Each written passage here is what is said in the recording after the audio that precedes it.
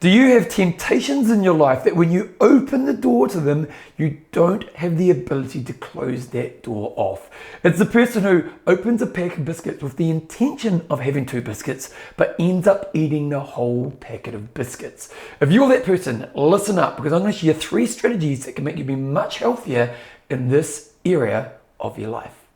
So most of us have temptations in our life that ultimately can be a bit of a battle for us. And there can be a battle in a way that we can often go into the point where the temptation no longer goes past the point of joy or what we want to gain from it and goes to a bad place in our life.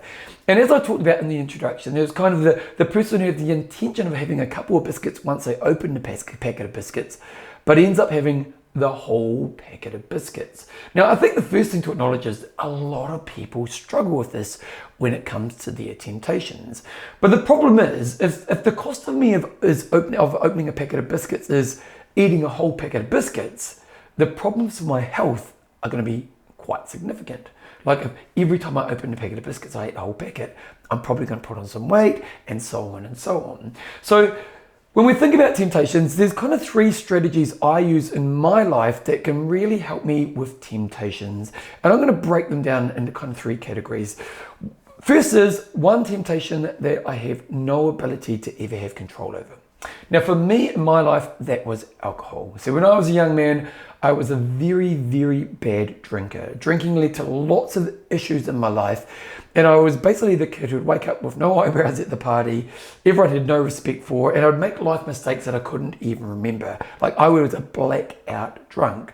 So this was a temptation that once I opened the door to it, I couldn't close the door, but also came a massive cost on my life.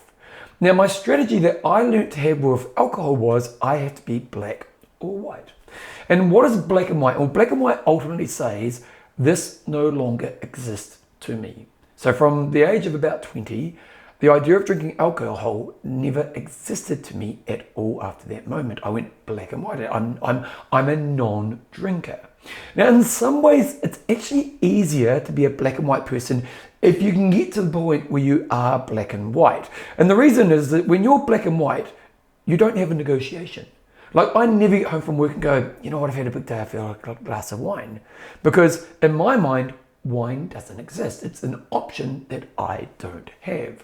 So if you have a temptation like me, which ultimately you don't feel you're ever going to be able to have some sense of control or some strategies around managing it wisely, the first option you can explore is maybe I go black and white on that thing. Now, I'll be honest, there's probably a few steps you need to take to put the black and white in place, but if you can get to black and white, in some ways, it's actually easier because that thing doesn't exist. The next strategy is what I call time frames with good planning around it. Okay, so let's talk about my number one temptation in life, and it's Coke Zero. So if you've watched anything I do, I love my Coke Zero. And Coke Zero is a really good temptation for me. And I'm the kind of guy who basically could drink 6 liters of Coke Zero every day of my life for the rest of my life. It's the one thing. I don't do drugs, I don't drink, I'm a pretty healthy person. So Coke Zero is that one thing. So the strategy I have with Coke Zero is what I call a time restricted temptation period, and then good strategies around it. So a time-restricted temptation strategy with good strategies around it. And how does this work? Well, for me, in my week, I'm allowed to drink Coke Zero on a Friday and a Saturday.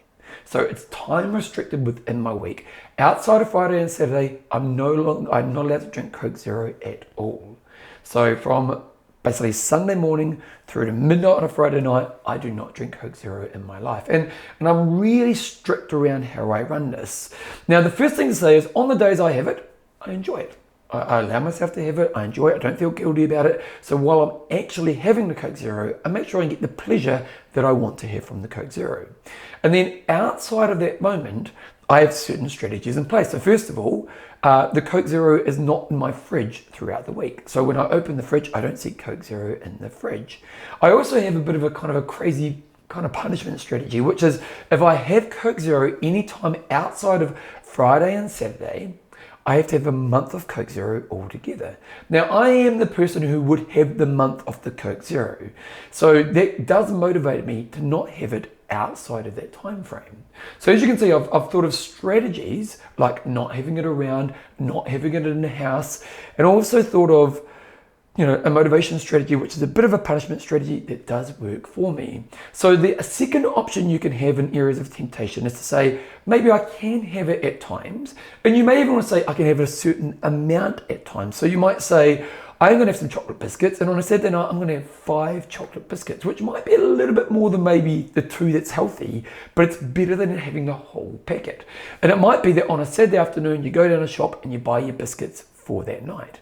So this is what we're saying, a time-restricted temptation. Now, one thing I'm going to say with time-restricted temptations is you've got to set it in stone, and it always has to be the case. So it can't be one week I go, oh, you know what, this Tuesday I can have it, and then just go back to it next week. It's almost like once you step those time frames in place, they stay like that forever. And my Coke strategy, I've had that for like 5 or 6 years now, and it's just the way I live my life. So that's the second strategy. Then the third strategy for healthy ways of maintaining temptations in your life is, can you learn a controlled level of the temptations in your life? So what I'm saying here is, this is actually where you're trying to get to a point where you can have the temptation, but you're actually trying to learn a controlled level.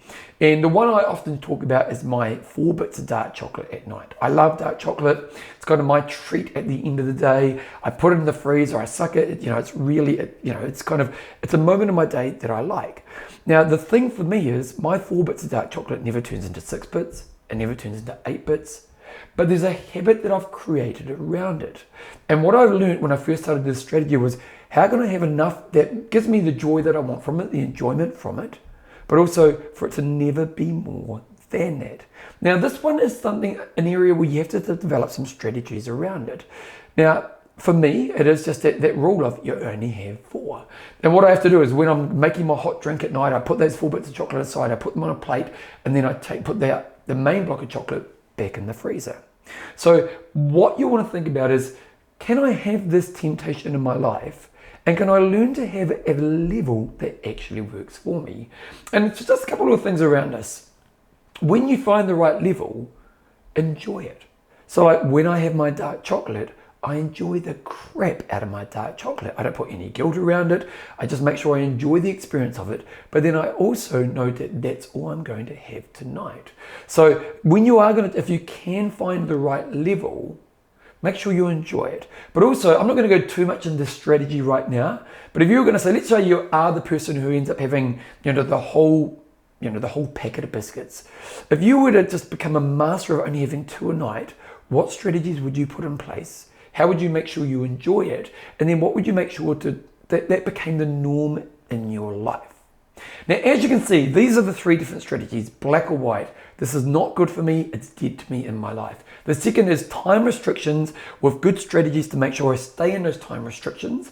And then the third is a regular amount of temptation, but keep it at a level which is not unhealthy.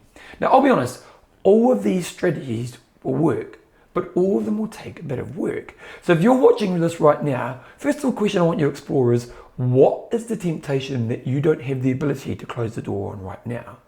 Secondly, of the 3 strategies that I've shared with you, which one would be the best one based on that temptation? And then thirdly, what work do you need to do in that area so you become good at the strategy you're going to apply? Temptation isn't a bad thing. It's when we go too far with temptation, when we face the problems that come with the cost of that. So ideally what you want to become is, you want to become a master of your temptations in your life. And these 3 strategies will be used in different temptations in the different areas of your life. So give it a practice, and maybe you can be healthier with your temptations in your life.